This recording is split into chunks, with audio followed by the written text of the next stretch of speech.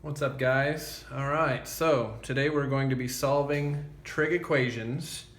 You're going to need your unit circle, okay? It's going to be really helpful, okay? All right, so go ahead and copy this down and we'll get started. All right, so the first one we're going to do is we're going to solve this equation for x. X will be our angle, or theta, okay? And we want the general solution. So what that means is there are going to be an infinite number of solutions, unless there aren't any solutions. But most of these problems will have solutions. So we're not going to just solve for one value of x, okay? There will be an infinite number, and I'll show you how to write that, okay? So the first thing we want to do is just solve for the sine of x. So we need to move the negative radical 3 over and then divide by 2, okay? So if I add radical 3 over to the other side, okay, I don't know that I need to do all this work, and then divide by 2, okay, I get the sine of x is equal to positive radical 3 divided by 2. Okay, so there's my simplified equation. I solved for the sine of x. Now all we have to do is solve for x, which means x equals, move the sign to the other side as the inverse sign, so the inverse sign of radical 3 over 2. Now, yeah, that's cool, but really, you should be able to find most of the answers on this unit circle, okay? You remember which x or y coordinate we look at to find the sine? Okay, remember the x coordinate gives us the cosine, and the y coordinate gives us the sine, okay? So all we need to do is find which coordinate has this ratio right here, okay? It's radical 3 over 2, so there it is right there, okay? So the sine of what angle gives us radical 3 over 2? Well, the sine of 60 degrees. But it's better if we write everything in radians, okay? So it's going to be pi over 3. I know this says 1/3 pi. That's the same thing as pi over 3. Okay, so x, my angle, equals pi over 3, okay?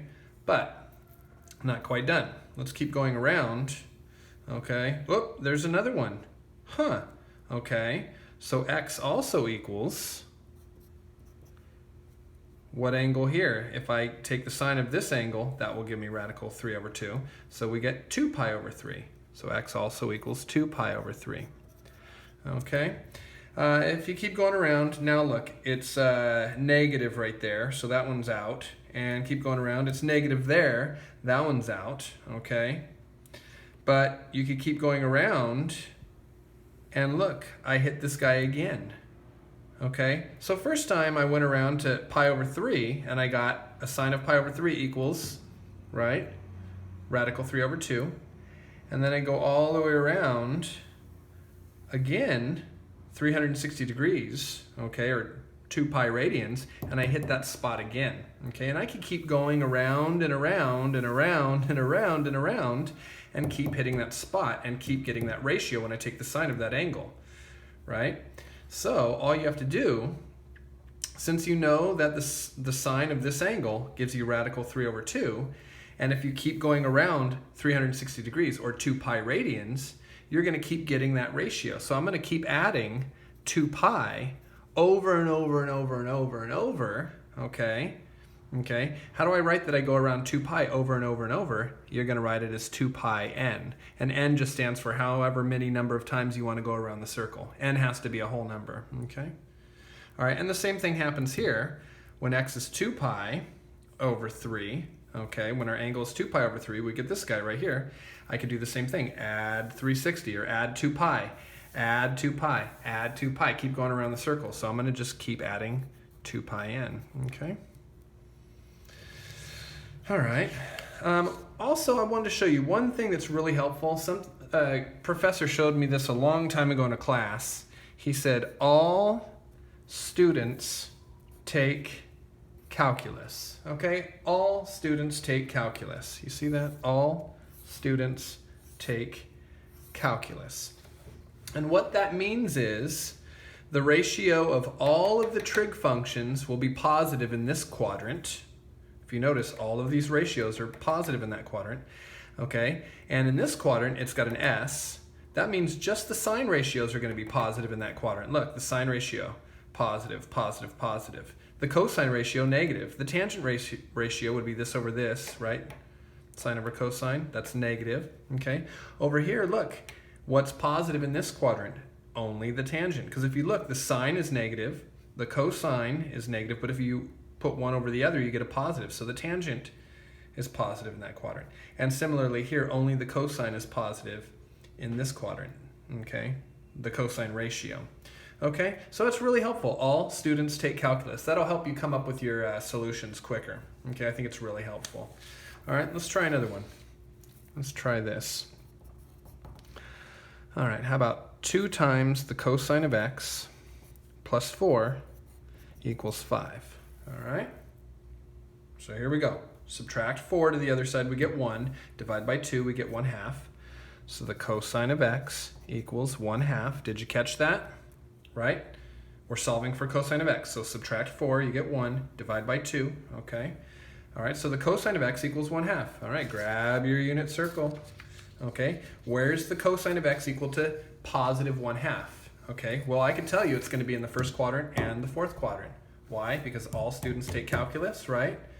All right, so right here, okay, remember you look at the x-coordinate, that will give you the cosine ratio, okay? So right there, so we got pi over 3, and also look in this quadrant, there it is, there's your positive 1/2 right there too, okay? All right, so here we go. So x equals, my angle equals, my theta equals pi over 3, okay? So pi over 3, and then my theta also equals 5 pi over 3, okay? So far so good, but keep in mind, from here, if I'm finding the general solutions, that means I can keep going around the circle, so add 2 pi, so plus 2 pi and n times, okay, where n is an integer. Okay, and do the same thing here, plus 2 pi n, okay? All right, so let's do something a little more tricky, all right? Let's try this guy. How about cosine x sine x minus 7 sine x equals 0. All right, let's see what happens. Okay, looks crazy. One thing I noticed that there's a sign here and a sign here. Guess what I can do? If two parts of a binomial, right, if both parts of a binomial have the same thing, I can factor them out. So this guy has a sine of x, that guy has a sine of x, so I'll factor it out to the front. So the sine of x times what equals 0? You tell me. Okay, good, very good. It's the cosine of x minus 7, right? Because I just factored the sine of x out to the front. So now we get to use the, I think it's called the zero product property, that if this times this equals 0, then you know two things. You know that sine of x equals 0, and you also know that cosine of x minus 7 equals 0. All right, so now we have two equations to solve.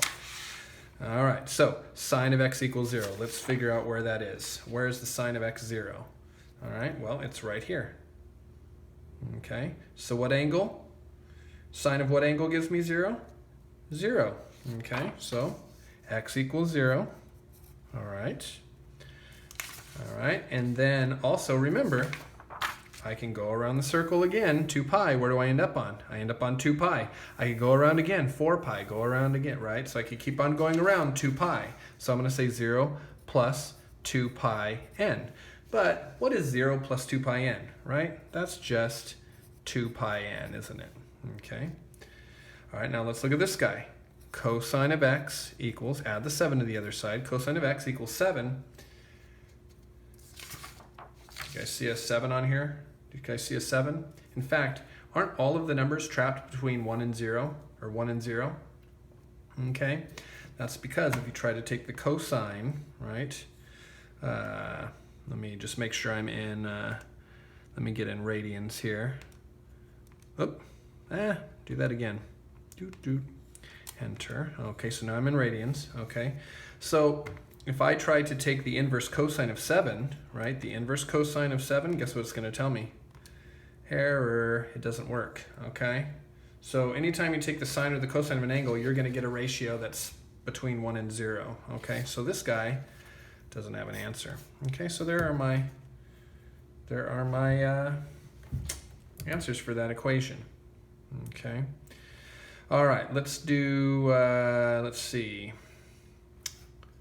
Let's do another. Oh, and if you want to check it, let's just check this really quick. Okay, x is 2 pi.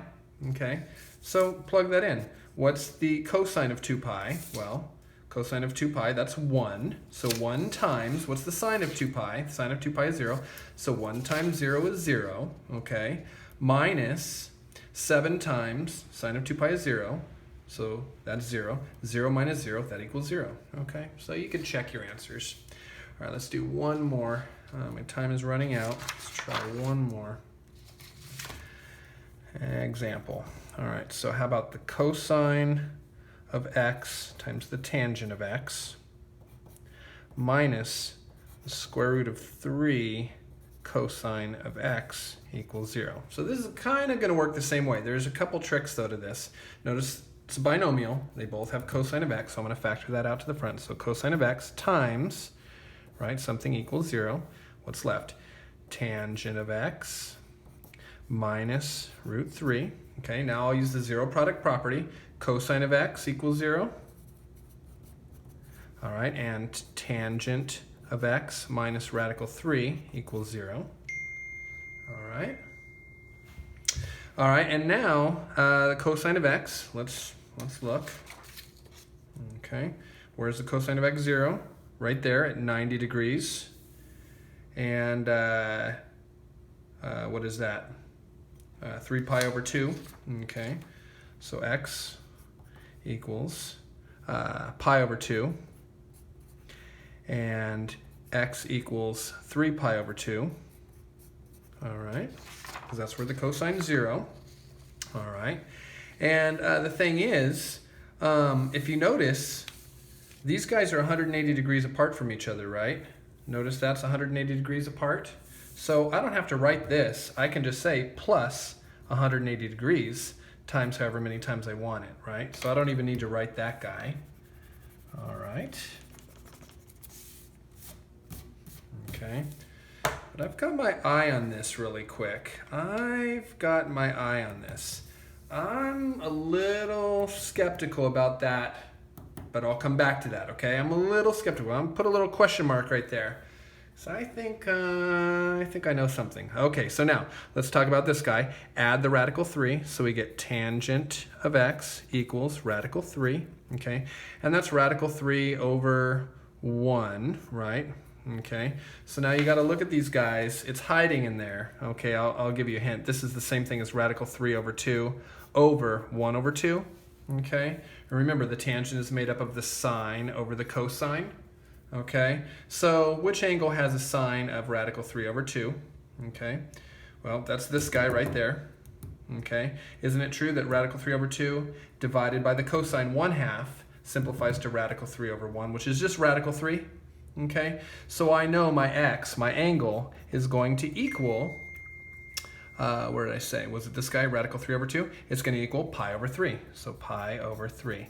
Now remember, it's a positive ratio. All students take calculus. Remember, where else is the tangent positive? The tangent ratio is also positive right here. So this is negative radical 3 over 2 divided by negative 1/2. That still gives me a positive ratio. So my angle is also 4 pi over 3. So x equals 4 pi over 3, okay? And so now, if you look, we have 1 pi over 3.